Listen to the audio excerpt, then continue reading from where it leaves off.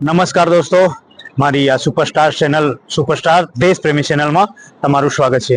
મિત્રો, આ જમાનો, આ કળિયુગ, આ જમાનામાં કેવું પરિવર્તન આવી રહ્યું છે, કેટલું બધું ચેન્જ થઈ ગયું તમે જોઈ શકો છો. તમે ચેન્જના ટોપિકની વાત કરવા જાઓ તો ઘણા બધા ટોપિકો છે. દિવસો ને દિવસો શું મહિના વર્ષો નીકળી જાય એવા ટોપિકો છે. ઘણું બધું ચેન્જ આવી ગયું છે. હું તમારા માટે નવા નવા વિડીયો લઈને આવીશ. ચેન્જ કઈ રીતે સામે આવ્યું, પણ ખાસ એક અત્યારે લગભગ 1-2 દિવસની જ વાત છે. અત્યારે તાજા જે સમાચાર મળ્યા એ પ્રમાણેની વાત છે કે હવે ભાઈ ભાઈનો નથી રહ્યો. દોસ્તો, આ જમાનો જ એવો આવી ગયો છે કે ભાઈ ભાઈનો નથી રહ્યો એટલે લોહી લોહીનું નથી રહ્યું, એ પણ તમે કહી શકો છો. અત્યારે તમે સાંભળ્યું હશે, ન્યૂઝપેપરમાં ક્યાંક ને ક્યાંક વાંચ્યું હશે, મેં પણ ન્યૂઝપેપરમાં જ વાંચ્યું છે દોસ્તો, કે સંતરામપુરના ગામડી ગામે એક ભાઈ, જે સગો ભાઈ, પોતાના સગા ભાઈને ત્યાં ચોરી કરવા જાય છે. પોતાના સગા ભાઈને ત્યાંથી લગભગ 11 લાખ રૂપિયાની ચોરી કરી લાવે છે. તો હવે તમે વિચાર કરો, પોતાનો ભાઈ પણ પોતાના ભાઈનું નથી વિચારતો દોસ્તો. તો આ કેટલો ઘોર કળિયુગ કહી શકાય તમે. હવે આ જમાનો જ કેવો રહ્યો મિત્રો. હવે કોઈના પર ભરોસો કરવા લાયક પણ નથી રહ્યો, મને એવું લાગે છે. કેમ કે ભાઈ ભાઈ પર ભરોસો ના કરી શકાય એવો જમાનો આવી ગયો છે. પોતાના ભાઈના ઘરે પોતે ચોરી કરે એનો મતલબ કે પોતાના ઘરમાં જ ચોરી કરી એ થયો. હવે તમે જાઓ તો દુશ્મનો તો ઠીક છે, પણ પોતાનાથી સાવધાન રહેવું ઘણું જરૂરી થઈ ચૂક્યું છે.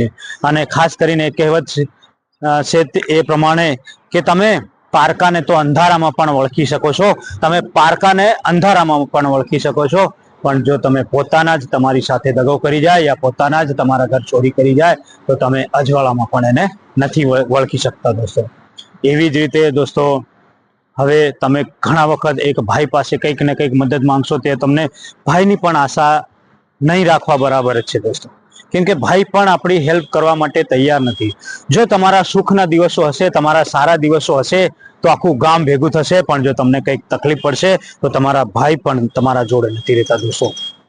આ સત્ય છે, આ હકીકત છે દોસ્તો. કેમ કે તમે કંઈક ને કંઈક જગ્યાએ ઘણા બધા કાંડ સાંભળતા હશો, જોતા હશો, ન્યૂઝપેપરમાં વાંચતા હશો, યા ટીવીમાં યા મોબાઈલ સોશિયલ મીડિયાના માધ્યમથી પણ ઘણા બધા આવા કિસ્સાઓ બની રહ્યા છે. અને હાલ લગભગ આ જ કિસ્સાઓ વધારે ચાલી રહ્યા છે.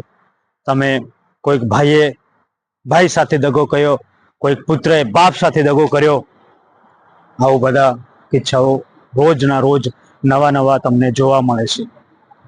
ભાઈ, બેન, મામા હોય, ગમે તે સગા સંબંધીઓ, એ પણ તમને ખરાબ સંકટમાં તમને કામ નથી આવતા. અને હવે એક જમાનો હતો જ્યારે હવે આ જમાનો જ એવો રહ્યો કે તમે ભાઈ પર પણ આશા નથી રાખી શકતા અને ભાઈ પર પણ વિશ્વાસ નથી કરી શકતા. એક ટાઈમ હતો જ્યારે ભાઈનું દુઃખ એ આપણું દુઃખ હતું, આપણા કુટુંબનું દુઃખ એ પણ આપણું દુઃખ હતું. હવે તો કુટુંબ તો છોડો, પોતાના ભાઈ પણ આપણી લાગણી સમજી નથી શકતા, આપણને સહારો નથી આપી શકતા. જ્યારે તમે કોઈ સારું કાર્ય કરો છો યા તમને કંઈક એવોર્ડ મળે છે ત્યારે ભાઈએ કહેશે કે આ મારો ભાઈ છે, કુટુંબનો પણ કહેવામાં આવશે, ગામનો પણ કહેશે, પણ તમે જ્યારે દુઃખમાં હશો ત્યારે કોઈ તમને મારો છે એવું કહેવા તૈયાર નથી દોસ્તો. જેથી તમારી જિંદગી, તમારા રસ્તાઓ પોતે જ બનાવો. આપણું જીવન છે, આપણું ભવિષ્ય, આપણા છોકરાઓ માટે કે આપણા માટેનું જે પણ ભવિષ્ય છે એ આપણે પોતે જ બનાવવાનું છે. એનો એક જ રસ્તો છે, હાર્ડવર્ક. કોઈ પર ભરોસો કે કોઈ પર આશા રાખ્યા વગર તમે મહેનત કરતા રહો દોસ્તો.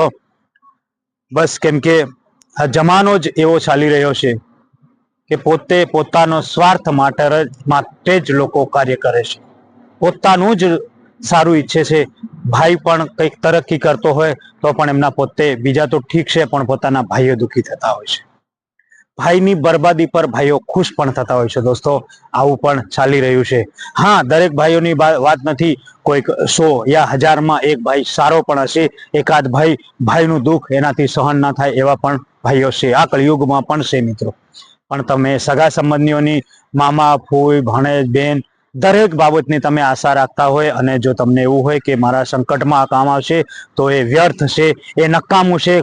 કોઈ પર ભરોસો કરવા જેવું નથી દોસ્તો આ જમાના પર. જ્યારે તમે ખરાબ સમયમાં પસાર થશો ત્યારે જ આ બધા તમને અનુભવો થશે દોસ્તો. જેથી મારી તમામ મિત્રોને, તમામ મારા સાથી મિત્રોને, યા દર્શકોને, તમામને અપીલ છે કે તમે કોઈ પર પણ ભરોસો આંખો વીસીને નથી કરો દોસ્તો. આ જમાનો જ એવો રહ્યો છે, આ જમાનો જ એવો ચાલી રહ્યો છે કે જેને આપણે આપણી હકીકત જણાવી દઈએ છીએ એ જ આપણી મજાક ઉડાડતા હોય છે અને એ જ આપણી લોકોની વચ્ચે આપણી બેઇજ્જતી આપણને કરતા હોય છે. તેથી મિત્ર હોય યા ભાઈ હોય, કોઈને પણ તમારી સ્ટોરી, તમારી જે છે એ હકીકત કોઈના આગળ પણ લાવવું નહીં દોસ્તો. બસ આટલું જ કહ્યું છે. જય હિન્દ, જય ભારત.